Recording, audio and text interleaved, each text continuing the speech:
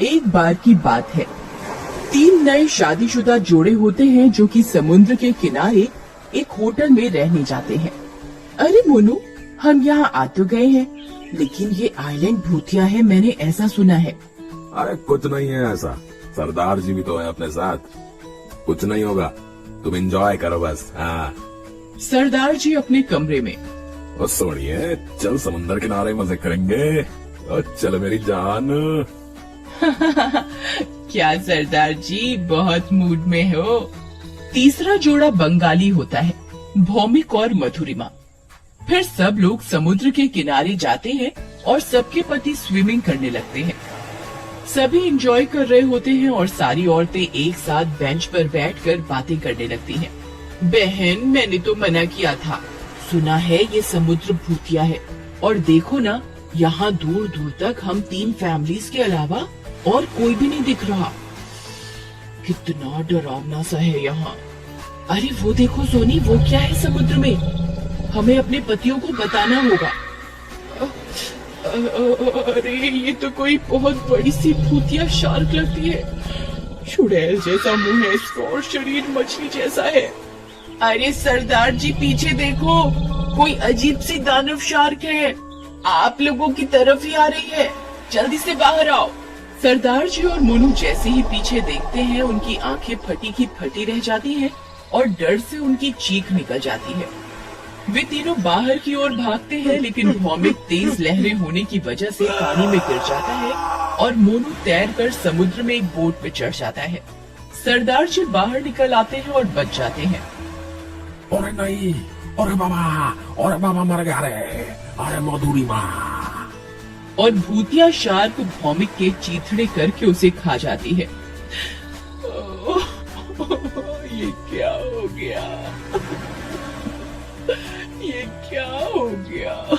चुड़ैल शार्क उन्हें किनारे पर आकर बड़ी बड़ी और लाल लाल आंखों से घूर कर बोलती है, आओ अब आकर दिखाओ इस समुद्र के अंदर, हिम्मत है तो, ये मेरा समुद्र है, दिखता नहीं, यहाँ तुम्हारे अलावा कोई नहीं है। क्योंकि मैंने सबको मार दिया, यहाँ कोई जोड़ा नहीं आएगा, जाओ यहाँ से, जाओ। फिर वो चुड़ैल शार्क वहाँ से चली जाती है। पता नहीं मोनू उस बोट पर चढ़ तो गया था, लेकिन दिख नहीं रहा, कहाँ गया। ओह गॉड। ओ बहन जी, तुसी हिम्मत रखो, मोनू वीर जी ठीक होंगे, पर ये था क्या, और मैं इन्हें छड़ूंगा नहीं। उधर मोनू जिस बोट पर चढ़ा होता है वो बहती हुई दूर चली जाती है और वो उसे स्टार्ट करने की कोशिश करता है, लेकिन वो स्टार्ट नहीं होती। तभी मोनू का फोन बजता है। हेलो हेलो हेलो हेलो कविता, हेलो। अजी आप कहाँ हो, बहुत मुश्किल से फोन लगा है आपका, आप ठीक हो ना। कविता, मैं एक बोट पर चढ़ गया था, लेकिन काफी दूर आ गया हूँ, मैं वापस आ रहा हूँ, तुम किनारे पर ही रहना है। हम सब किनारे से थोड़ी दूरी पे खड़े हैं, आप आ जाओ जल्दी। फिर मोनू उन्हें दूर से आता हुआ दिखता है। मोनू तुम मुझे दिख रहे हो, जल्दी आ जाओ। लेकिन वो चुड़ैल फिर से आ जाती है। अरे पीछे देखो, वो चुड़ैल आ गई। ओ मोनू वीर जी, ओ जल्दी आओ। नहीं नहीं। चुड़ैल शार्क को देखकर उसके तोते उड़ जाते हैं। तुमने मुझे शोर करके फिर से जगा दिया, मैं तुम्हें नहीं छोड़ूंगी। नहीं, मुझे जाने दो, मेरी अभी अभी नई नई शादी हुई है, अब मुझे जाने दो। तो क्या हुआ, मेरी भी तो नई शादी हुई थी, मैं भी मर गई थी, तुम लोग आते हो और ये सारा समुद्र गंदा करके जाते हो, नहीं आने दूंगी किसी को भी।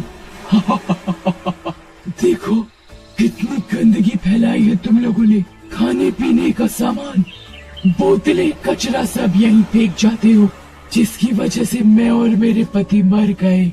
लेकिन इसमें मेरी गलती क्या है, मुझे छोड़ दो। चुड़ैल उसकी एक नहीं सुनती और उसे मार कर खा जाती है। उधर फोन पर चुड़ैल की सब बातें सरदार जी, उनकी पत्नी और कविता सुन लेते हैं। तो ये बात है, लोग यहाँ आकर गंदगी फैलाते हैं, चुड़ैल की मौत इसी कचरे से हुई, लेकिन कैसे? नहीं, मेरे पति को भी मार दिया। अब इन बातों का क्या मतलब वीर जी? मैं जा रही हूँ अपने पति को बचाने। मोनू, मैं आ रही हूँ। कविता, तुम चुप हो जाओ, धीरज रखो। अब क्या कर सकते हैं? होनी को कोई नहीं टाल सकता। हम हैं तुम्हारे साथ। वो नहीं सुनती और पानी में कूद जाती है। अरे ये क्या किया बहन जी तुसी? चलो जल्दी सोनी होटल चलाओ, तो हमें मदद मानी होगी। तभी वे लोग किनारे पर बने होटल में जाते हैं। जहाँ वे लोग रुके होते हैं, उस होटल के मैनेजर से पूछते हैं।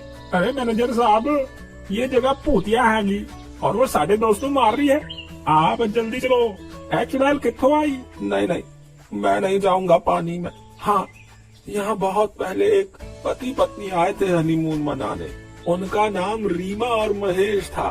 एक दिन सबकी तरह वो लोग भी समुन्दर में बोट लेकर घूमने गए थे और उनकी बोट डूब गई और वो दोनों मर गए। लड़के की लाश तो मिली पर रीमा की लाश नहीं मिली। सब कहते हैं ये चुड़ैल रीमा ही है। अब मुझे मरना नहीं है, अब मैं नहीं जाऊंगा। अब हमें सच का पता कैसे चलेगा? अरे यार, ये तो वो चुड़ैल ही बता सकती है। चलो उसी से पूछ लेते हैं। पागल हो गए हो क्या? मरना चाहते हो? वो तुम्हारी गर्लफ्रेंड है जो तुमसे अपने सुख दुख बांटेगी। अरे सोनिए, फिर की करे? ऐसे तो जो भी इस टापू पे आएगा वो उसे मार देगी ना यार। और कविता बहन जी भी तो समुद्र में कूद गई थी मोनू वीर जी ने बचाने वास्ते। उन्हें तो ढूंढने जाना ही पड़ेगा ना। वो तो चिंता न कर, मेरे पास एक तरकीब है। मैनेजर जी, आपके पास इनकी कोई फोटो वोटो है? हाँ, ये उनके सामान से निकली थी। उनकी शादी की फोटो है। बढ़िया, चले मेरे नाल, अब कुछ नहीं होगा। फिर वो दोनों समुद्र के किनारे जाते हैं। रात हो जाती है और समुद्र की लहरें बहुत ही तेज होने के कारण समुद्र बहुत डरावना लग रहा होता है। वे चुड़ैल को आवाज लगाते हैं। चुड़ैल जी, ओ चुड़ैल जी। चुड़ैल उनकी आवाज सुनकर गुस्से में आ जाती है। कौन है जिसे मेरा डर नहीं और इतनी हिम्मत है कि मुझे आवाज लगाकर बुला रहा है? वो उसके कान में कुछ कहता है। इतने में चुड़ैल गुस्से में उनके पास आ जाती है। ओ सोनी, मेरी बात ध्यान नाल सुन। तुम नहीं बचोगे, गंदगी फैलाने आए हो। बोलो, मैं तुम्हें भी मार डालूंगी। चुड़ैल जी, ये देखो आपकी शादी का फोटो आपके पति के साथ। चुड़ैल उस फोटो को देखकर शांत हो जाती है और वो उसे देखने लगती है। ये मेरे पति हैं। मैं इन्हें बहुत प्यार करती थी। आप दोनों बहुत अच्छे लग रहे हो साथ में। रीमा जी, आप शांत हो जाइए। हम आपको कोई नुकसान नहीं पहुंचाने आए। हम तो आपकी मदद करना चाहते हैं, लेकिन आप यहाँ आने वाले को क्यों मार रही हो? तुमने क्या कहा रीमा? तुमने मेरे नाम से मुझे बुलाया, ये फोटो लाए हो।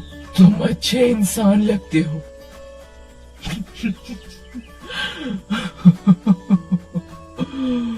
ये मेरे और मेरे पति की शादी की फोटो है। लेकिन आप यहाँ आने वाले लोगों को मार क्यों रही हो? सबको मार दूंगी। मैं और मेरे पति खुशी खुशी यहाँ घूमने आए थे और बोट लेकर समुद्र में घूमने निकले थे। लेकिन इस समुद्र में किसी ने जाल फेंका हुआ था जो हमारी बोट के नीचे की मशीन में फंस गया और जिसके कारण हमारी बोट डूब गई और हम दोनों मर गए। तब से मेरी आत्मा भटक रही है। मैंने एक शार्क के शरीर पर कब्जा कर लिया ताकि मैं यहाँ आने वालों को मार दूं और इस आइलैंड को गंदा होने से बचा सकूं। तो ये बात है, लेकिन हम भी आप ही की तरह नई नई शादी करके घूमने ही आए सी। और तुसी मेरे दोस्तों को मार के उनकी बीवियों को विधवा कर देता। ये भी तो गलत है जी। और मैं आपसे वादा करता हूँ, मैं यहाँ साफ सफाई कराऊंगा और जो भी गंदगी फैलाएगा उसको मैं कड़ी से कड़ी सजा दिलवाऊंगा। तुसी अब किसी को न मारो। इतने में मधुरिमा समुद्र से निकलकर अधमरी हालत में आती है। वो बहुत रो रही होती है। सोनी उसे पकड़कर दिलासा देती है। उसे देखकर चुड़ैल को अपना समय याद आ जाता है। ठीक है, मैं तुम्हारी बात पर भरोसा कर लेती हूँ। तुम एक सच्चे इंसान लगते हो और अपना वादा जरूर निभाना। इतना बोलकर वो चुड़ैल शार्क के शरीर को छोड़कर चली जाती है।